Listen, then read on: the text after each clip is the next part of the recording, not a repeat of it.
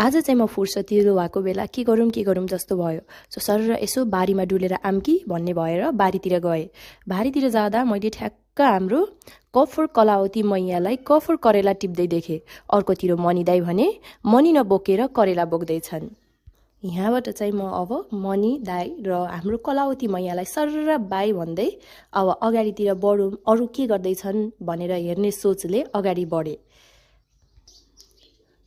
ओहो कति राम्रो करेला है, सर्र राम्रो हरियो करेला।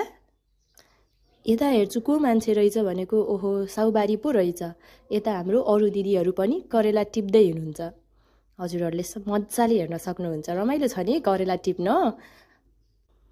यता भने हाम्रो मोटे दाई मोटे अङ्कल भनौँ, उहाँको नाम त मोटे अङ्कल होइन, तर हामीले मायाले चाहिँ उहाँलाई मोटे अङ्कल भन्छ। उहाँ पनि करेला टिप्दै हुनुहुन्छ अरू जस्तै केलाउँदै बुटाहरू। यता हाम्रो अर्कै मैया चाहिँ करेलाको बुटालाई माया गर्दै गफ गर्दै अरूसँग करेला टिप्दै हुनुहुन्छ। ओहो यिनी चस्मिस राम्री देखिँदै हुनुहुन्छ।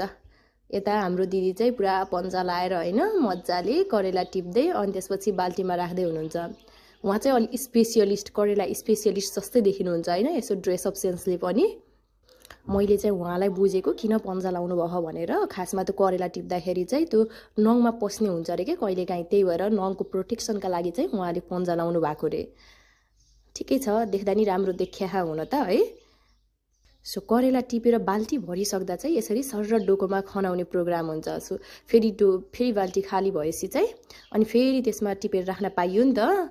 अब यसो सर गर्दै म चाहिँ अब घर फर्क्यौँ भनेर सोच्दै थिएँ।